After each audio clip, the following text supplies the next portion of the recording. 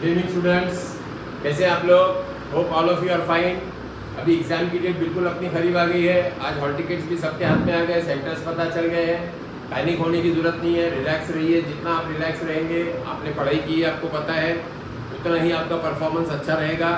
और जहाँ तक फिजिक्स में आपको दिक्कत आती है, उसके बारे में जो प्रॉब्लम्स आते हैं, उसके लिए मैं थोड़ी सी आपको हेल्प करने के लिए आज यहाँ पे आया हूँ। मैं ये लेक्चर आपके लिए खास रिकॉर्ड कर रहा हूँ, आप इसको ध्यान से सुनिए। नीट 2025 की एग्जाम अपनी 4 मई को है, ये सबको पता है। There is nothing very new about this. अब फिजिक्स नॉर्मली एक हेडेक सब्जेक्ट बन जाता है। बहुत सारे बच्चों के लिए फिजिक्स क्या बनता है? हेडेक बनता है। आपको घबराना नहीं है, मैं जितना बता रहा हूँ उतना ध्यान से करिए, और आपकी ऑलरेडी जो बाकी पढ़ाई हुई है वो भी आपको सपोर्ट करेगी। सबसे पहले हमारा जो यूनिट आता है, यूनिट्स एंड मेजरमेंट्स, मेरा एक्सपेक्टेशन है कि इस टॉपिक पे आपको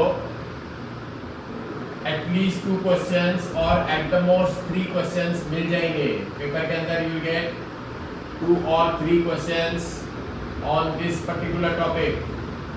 अब यहाँ पे आपको ध्यान क्या देना है कि कौन से बीट पे क्वेश्चन आ सकते हैं। मेरा जजमेंट ये है कि एक तो आपको क्वेश्चन आएगा सिग्निफिकेंट फिगर के ऊपर।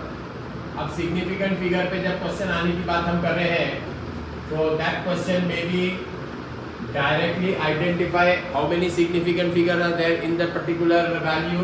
जैसे कि उसने आपको वैल्यू दिया है 0.0078, तो अब आप ऑटोमेटिकली बोल देंगे इसमें there are only 2 significant figures, क्योंकि ये रीडिंग जीरोज है, इनको हम काउंट नहीं करते हैं, ये 2 आ जाएगा। एक क्वेश्चन इस टाइप का आ सकता है। नहीं तो क्या करेगा, एडिशन या सब्ट्रैक्शन वाला क्वेश्चन आपसे पूछेगा कि ऐड यूजिंग सिग्निफिकेंट फिगर्स और सब्ट्रैक्ट यूजिंग सिग्निफिकेंट फिगर। जब एडिशन या सब्ट्रैक्शन वाला क्वेश्चन आपसे पूछेगा, तो आपको इस बात का ध्यान रखना है कि आफ्टर डेसिमल जिसमें लीस्ट सिग्निफिकेंट फिगर है, उतने ही सिग्निफिकेंट फिगर आपके आंसर में भी आना चाहिए। राउंडिंग ऑफ जैसे करते हैं, रूल्स है राउंडिंग ऑफ के, वो हम कर सकते हैं।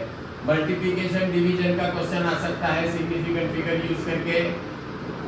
इसके अंदर आपको जिसमें least total number of digits है, वही डिजिट्स आप आंसर में रहेंगे। अगर आपका आंसर ज़्यादा डिजिट्स का आ रहा है तो उसको राउंड ऑफ करना है। राउंड ऑफ करने के टेक्निक्स क्या है ये आपको पता है। दूसरा जो क्वेश्चन आ सकता है, that can be regarding errors. Errors के अंदर वो क्या करेगा, एक फेमस क्वेश्चन है जो बार बार आता है कि x is equal to a square b d cube upon c raise to power half. अब a b c d के आपको एरर्स दे देगा, आपको पूछेगा x का परसेंटेज एरर निकालो। आपको a b c और d के जो एरर्स रहेंगे वो परसेंटेज में ही रहेंगे। सिर्फ इतना ध्यान रखना है, यहाँ पे a b d पहले आ रहा है, c लास्ट में आ रहा है। हम गड़बड़ में क्या करते हैं, a b c और इसको d पकड़ लेते हैं, तो एग्जाम का एक अलग अपना टेंशन होता है, तो उस टेंशन के अंदर हम ये गड़बड़ कर देते हैं। इसका हमको ध्यान रखना है। तो इसके ए बी सी और डी के परसेंटेज दे देगा। A will be suppose 2%, B will be 1%, D will be 0.5%, 0.5% मतलब 0.5%, और सी विल बी 2%।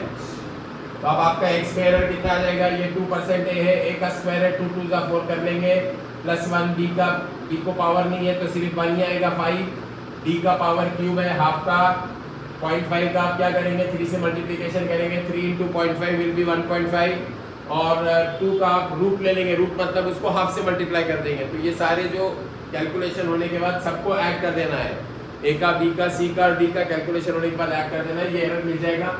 या फिर आपको ये दे सकता है कि length of a rod is 12 plus और minus 0.2 centimetre and another rod is 6 plus और माइनस 0.1 सेंटीमीटर। कंबाइंड लेंथ पूछेगा आपसे, तो फिर आप 12 प्लस 6 18, और एरर्स ऐड होते हैं 0.2 प्लस 0.1 दैट इज 0.3 सेंटीमीटर। तो ये इस तरह का क्वेश्चन एरर पे दोनों में से कोई एक आ सकता है, ऐसा मेरा एक्सपेक्टेशन है। तीसरा वाला जो क्वेश्चन आएगा, मेरे को लगता है डायमेंशंस अलग अलग क्वांटिटीज के पूछेगा और वो मैच द कॉलम में पूछ लेगा। डायमेंशन वाला क्वेश्चन मैच, जैसे ग्रेविटेशनल पोटेंशियल और उसके बाद इलेक्ट्रिक पोटेंशियल, इनके सबके डायमेंशंस पूछेगा।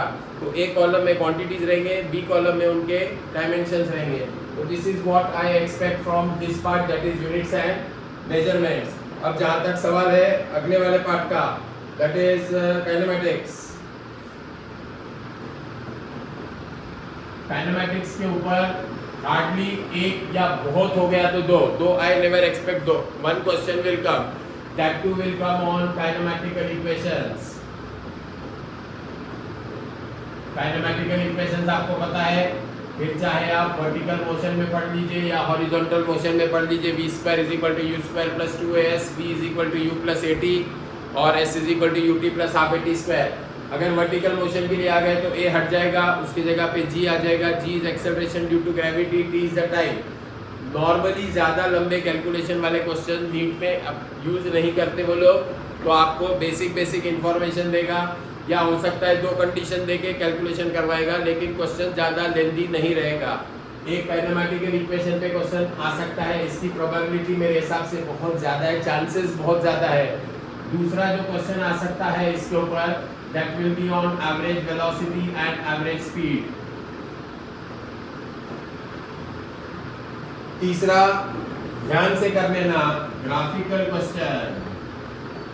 ग्राफ देगा एक क्वांटिटी का, दूसरी क्वांटिटी का ग्राफ पूछेगा। अगर उसने आपको वेलोसिटी टाइम ग्राफ ऐसा वाला दिया है तो ऑटोमेटिकली आप समझ जाओगे कि ये एक्सेलरेटेड मोशन का है, क्योंकि वेलोसिटी इज कंटीन्यूअसली चेंजिंग। तो इस ग्राफ में डिस्प्लेसमेंट और टाइम का जो ग्राफ आएगा that will be a parabolic graph. ये कर्व आ जाएगा क्योंकि एक्सेलरेटेड मोशन है, displacement time graph will be a parabola. अगर एक्सेलरेटेड नहीं होता तो डिस्प्लेसमेंट टाइम ग्राफ ये स्ट्रेट लाइन आ जाता था। तो ये एक क्वेश्चन आपसे पूछ सकता है।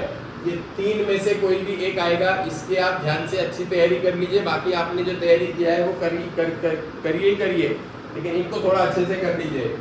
उसके बाद में हम चलते हैं अगला वाला जो हमारा बिट है, that is motion in a plane. Motion in a plane topic बहुत बड़ा है, लेकिन इसमें से भी एक क्वेश्चन आएगा ऐसा हमारे को लगता है। देखिए, 3 questions of measurements, 1 question of 1D and now 1 question of motion in a plane. 3 and 2 makes it total 5. So we are playing between 5 and 6 question up to this topic. अब motion in a plane में projectile motion है। projectile motion में क्या करेगा, velocity देगा आपको 3i plus 6j। ये आपका u cos थीटा हो गया, ये u sin थीटा हो गया। इसके ऊपर से आपको हाइट पूछ सकता है, रेंज पूछ सकता है। हाइट, रेंज सारे फॉर्मूले आपको पता है in terms of u cos theta and u sin theta. दूसरी चीज इसके अंदर जो आती है वो सर्कुलर मोशन। मेरा ये मानना है कि आपको जो क्वेश्चन आएगा that will be related to circular motion. Projectile के आने के मेरे लिए चांसेस कम है, मतलब अकॉर्डिंग टू मी, मेरे लिए, मतलब मैं थोड़ी पेपर सेटर हूँ, अकॉर्डिंग टू मी उसके चांसेस कम है। सर्कुलर मोशन पे क्वेश्चन पूछने के चांसेस थोड़े मेरे को लगते हैं ये बात ज़्यादा है। तो सर्कुलर मोशन के क्वेश्चन जैसे कि आपका काइनेमैटिकल इक्वेशन यूज करते हैं हम सर्कुलर मोशन में, omega is equal to omega naught plus alpha t, omega square is equal to omega naught square plus 2 alpha theta, और theta is equal to omega naught into t plus half alpha t square. ये kinematical equation circular motion के लिए आते हैं, rotational motion के लिए भी आते हैं। तो इनकी थोड़ी सी आप एक बार रिवीजन कर लीजिए। और इसके बाद इसमें क्वेश्चन दूसरा जो बन सकता है that is on banking of roads.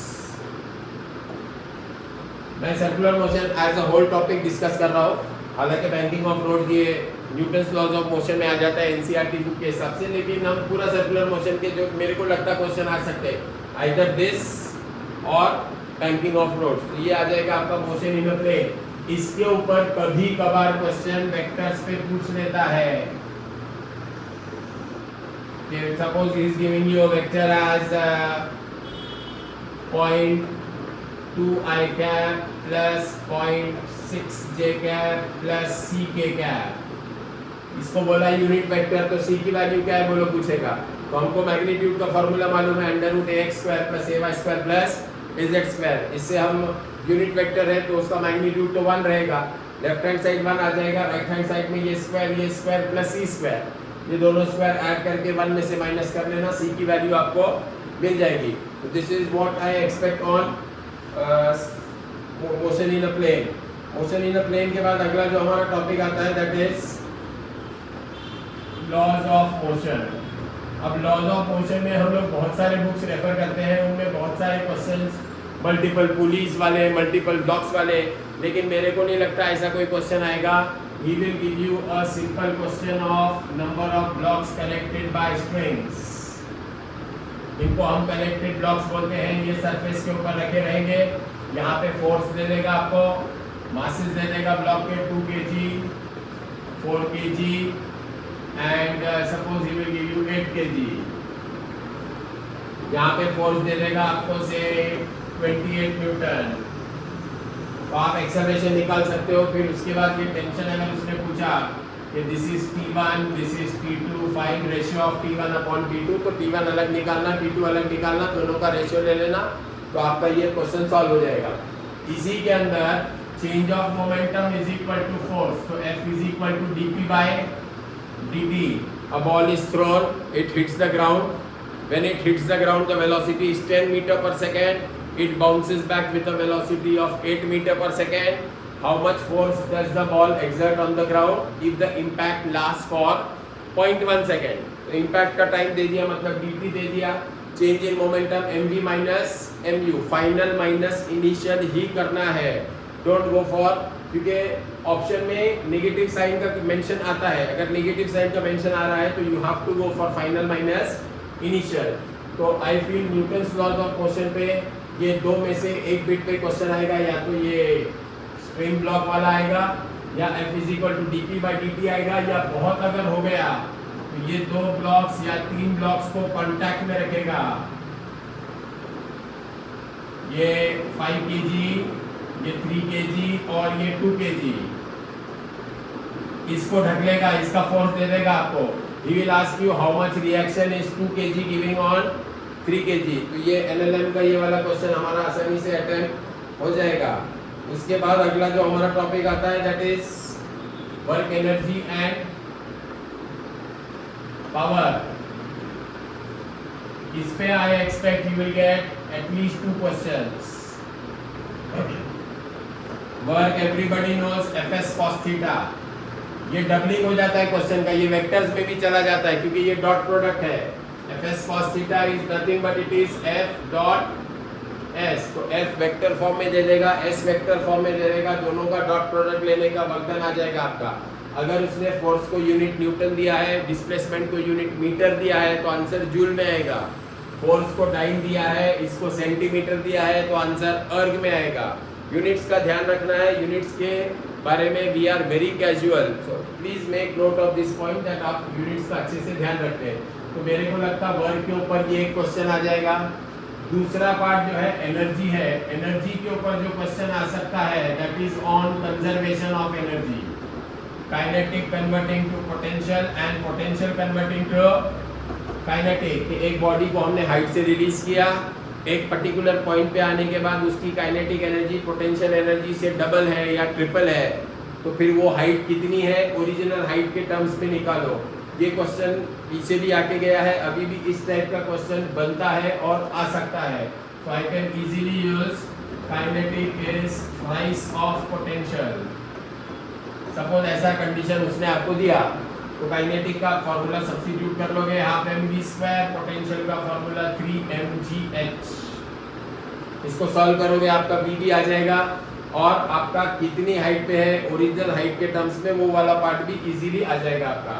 तो एनर्जी वाले पार्ट पे ही आएगा। पावर के ऊपर आप अगर ध्यान से देखोगे तो एनसीईआरटी में क्वेश्चन दिया है, एमसीक्यूज ही बना के दिया है कि a constant power is acting on a body, how is velocity related to time and how is displacement related to time. ये दो चीजें उसने अलग से क्वेश्चन बना के दिया है, ये दो कर लेना। या फिर पावर के ऊपर आपका इलेक्ट्रिक पंप वाला प्रॉब्लम जो है mgh/t, ये रूटीन क्वेश्चंस है, ये सब हमने किए वाले हैं, तो इनको एक बार अच्छे से क्या कर लेना है, अपने को रिवाइज कर देना है। तो ये रहा आपका वर्क एनर्जी और पावर वाला पार्ट। इसके बाद जो हमारा अगला टॉपिक आता है दैट इज, मैं ग्रेविटेशन ले रहा हूँ, रोटेशनल मोशन थोड़ा सा मैं डिले कर रहा हूँ। हालांकि रोटेशनल मोशन ऐसा हार्ड नहीं है, सिर्फ प्रॉब्लम क्या आता है मोमेंट ऑफ इनर्शिया के फॉर्मूले में आप लोग कंफ्यूज हो जाते हो। ग्रेविटेशन के अंदर मेरा एक्सपेक्टेशन है वेरिएशन ऑफ जी पे क्वेश्चन आएगा, विथ रिस्पेक्ट टू हाइट या विथ रिस्पेक्ट टू डेप्थ। ये दो मेजर्स हैं इसके अंदर, यहाँ लिख देता हूँ मैं, I will write this for you, height और डेप्थ। दूसरा question I expect is based on escape velocity. ये प्रायोरिटी ऑर्डर दे रहा हूं मैं आपको, ये आएगा मेरे लिए, ये ज्यादा प्रोबेबल है, ये उससे कम है लेकिन आ सकता है। और तीसरा वाला जो आएगा that will be based on critical velocity और T square proportional to R cube, time period of satellite directly proportional to cube of its orbital radius. ये वाले क्वेश्चन पीवाईक्यूज आप देखोगे तो आपको बहुत सारे वहां देखने को मिल जाएंगे। तो this is what I expect on gravitation, क्योंकि अभी ये हमारा टाइम इतना क्रंच है ना कि थोड़ा हम फास्ट रिवीजन कर लेना चाह रहे हैं। जो किया है वो अच्छा है, बहुत अच्छा है, उसको कंटिन्यू रहने दीजिए, लेकिन इन चीज़ों को थोड़ा ज़्यादा ध्यान देकर आप कर लीजिए तो डेफिनेटली इसका आपको एडवांटेज मिलना ही मिलना है। नेक्स्ट टॉपिक जो हम डिस्कस कर सकते हैं दैट इज रोटेशनल मोशन। अब रोटेशनल मोशन बोलने के बाद सबसे पहला आर्टिकल आ जाता है सेंटर ऑफ मास का। The first article is of centre of मास। अब ये सेंटर ऑफ मास वाला जो क्वेश्चन है कि अर्थ एंड मून, इनके दोनों के मासेस का रिलेशन देगा और हमको बोलेगा इन दोनों का क्या निकालो, सेंटर ऑफ मास निकालो। डिस्टेंस दे देगा दोनों के बीच में, where is the centre of mass located. ठीक है, तो this question can be asked in centre of mass वाला पार्ट। इसके बाद रोटेशनल मोशन में जो आता है that is moment of inertia. Moment of inertia पे मेरे को अच्छे खासे चांसेस ये लग रहे हैं कि किसी बॉडी जैसे डिस्क हो गया, स्फीयर हो गया, रिंग हो गया, एक पर्टिकुलर एक्सिस पे आपको मोमेंट ऑफ इनर्शिया दे देगा और दूसरे वाले एक्सिस पे मोमेंट ऑफ इनर्शिया निकालो, ऐसा आपको क्वेश्चन देगा। मतलब पहले वाले एक्सिस को अगर उसने आई बोला है तो अगले वाले एक्सिस को वो आई के टर्म्स में ही पूछेगा आपसे। तो ये एक वेरिएशन आता है। जैसे फॉर एग्जांपल मैंने बोला disc diameter axis is 1/4 mr², disc का tangential axis perpendicular to plane क्या रहेगा, 1/4 mr² को उसने आई बोल दिया। टेंजेंशियल एक्सिस, अब इसमें से क्या करना, जल्दी करना है ना अपने को, तो इसमें से mr² की वैल्यू निकाल लेना, mr² is equal to 4i। और ये जो टेंजेंशियल एक्सिस पूछ रहा है अपने से, I tangential which is perpendicular to plane, that is 3/2 mr²। mr² तो मैंने ऑलरेडी निकाला है 4i। ये एक सैंपल बता रहा हूं मैं आपको, इस टाइप के क्वेश्चन आ सकते हैं। तो this will be 3 2 that is 6i। दिक्कत हमारी कहाँ पे आती है, ये फॉर्मूले हमको ध्यान में नहीं आते टाइम पे, तो इसको एक बार अच्छे से लिख के निकाल लेना। डिस्क है, रिंग है, सिलेंडर है, फिर आपका रॉड है, ये सारे फॉर्मूले जो हमारे सिलेबस में प्रिस्क्राइब्ड है, इनके हम लोग ध्यान से फॉर्मूले लिख के निकाल लेंगे। बहुत सारे बुक्स आपको कोन का दे देंगे और डबल वॉल्ड सिलेंडर का दे देंगे, डबल वॉल्ड रिंग का दे देंगे, तो that is not very important as far as I think. तीसरा इसके ऊपर जो क्वेश्चन आना ही आना है मेरे को लगता है that is conservation of angular momentum. Conservation of angular momentum पे जो क्वेश्चन आएगा, conservation of angular momentum,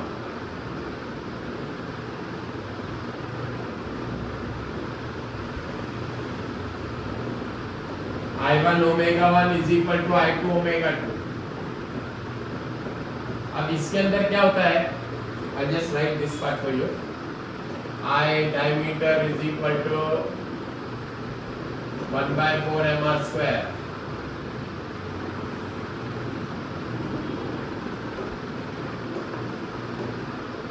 and from this mr², ये वाला पार्ट मैंने मिटा दिया था, आपके लिए लिख दिया वापस।